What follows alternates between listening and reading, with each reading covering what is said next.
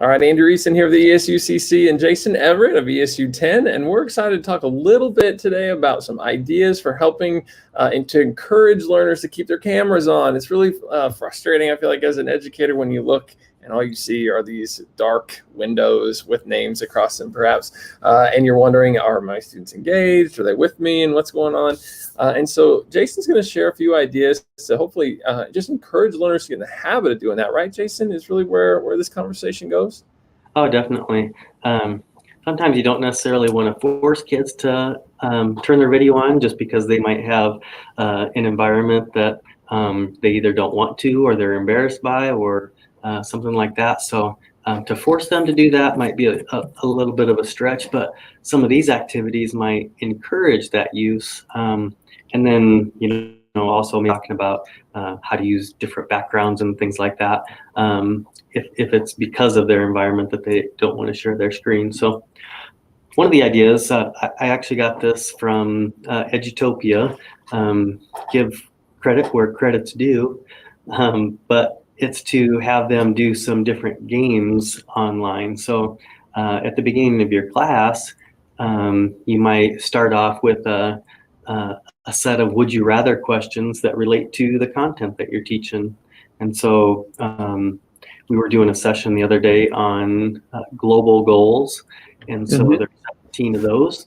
And so I just came up with, actually I had a list beforehand, but it's pretty easy to go through some of these would you rather questions. Oh, yeah, let's do one.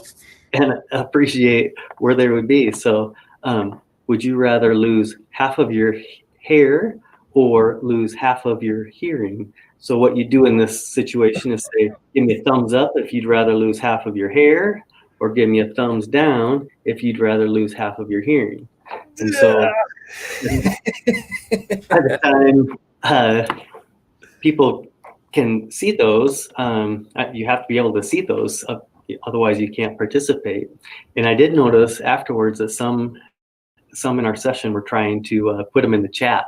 I didn't know because they were in the chat and I was looking at the video. So it's pretty cool to be able to have a list like this.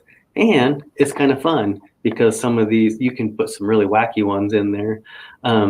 Would you rather be rich and ugly? Give me a thumbs up. Or if you'd rather be poor and good looking, give me a thumbs down. So whatever that happens to be. And so I would not be good being rich. That would be tough for me. Yeah, when you've never been. Right. Yeah. But it would be fun to try, I'm guessing. Yeah, and that's what's fun about this too, is just being able to not only see some of their reactions and comments and how they might respond, but then being able to talk about them too. So yeah, and so I would say for anyone kind of viewing this, Jason and I also recorded a video on icebreakers that talked a little bit about Jamboard. So certainly consider checking that one out for, I don't know, maybe places to think about utilizing some of these strategies and really setting the tone from the start of your lesson, perhaps, with questions like this. Definitely, for sure. Yeah, this would be a great icebreaker piece to do that.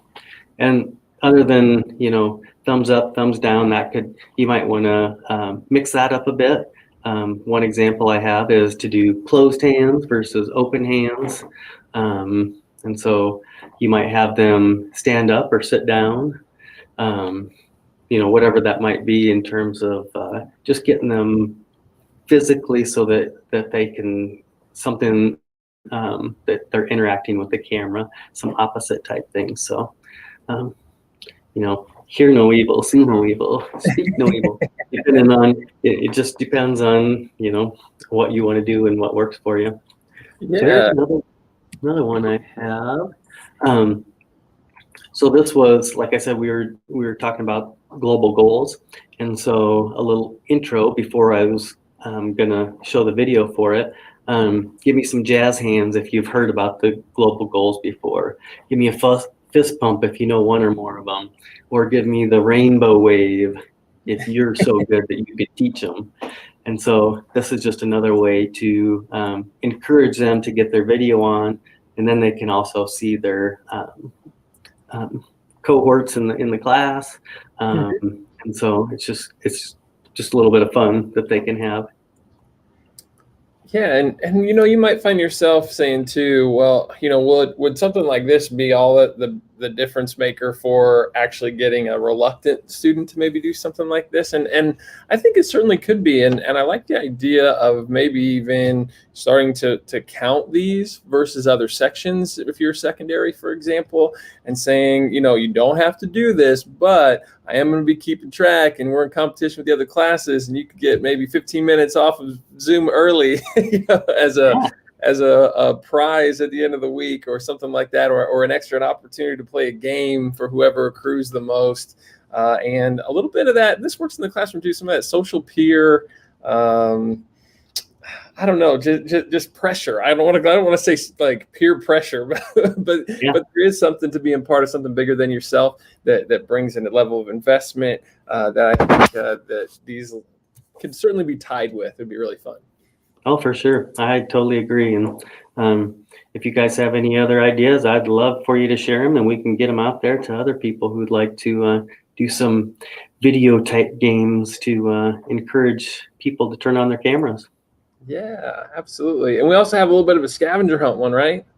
Oh, yeah, that would be a good one too. So what you could do is have, for example, within reach, so they have to stay within their camera reach. Does anybody have a stack of Post-it notes? And then they would have to hold up their Post-it notes. Does anybody have within your reach a coaster? And so you can go around and just do different things, but lots of just little things to encourage them to turn on their camera. You could even have them draw a picture. So if you wanted them to be a superhero, so they have to draw a picture of what their superhero might be and then hold that up to the camera. So I'm the guy that flies. That's right. So I'm having a good time here. It's good to think through some of these things and to bring a little personality to, I think, that Zoom and what I like about all your examples here too is it's been sort of non-threatening, right? It hasn't been, oh my gosh, I'm going to visually show you that I have no idea what we're talking about. And I think it can certainly get to a place where you're asking more content specific questions, but it's really great that these have been all opportunities to just sort of voice your opinion or preferences and personality. Yeah, definitely. And I agree with you completely about that. Maybe being embarrassed about not being able to do something. So keep it really light at the classroom level. But as you start breaking off into small groups, as the teacher's going around to those breakout rooms, they might ask more intense questions or harder questions to be able to do that. And so it's not as intimidating with a smaller group as it is the whole group. Yeah. Well, Jason, thank you so much for stretching our thinking a little bit about how we might encourage learners, even though we're not going to require it, but encourage them to keep their cameras on so we can be interactive. And I feel better as presenters too, and leaders of the class because we get a chance to really truly connect in that face-to-face virtual setting. Definitely.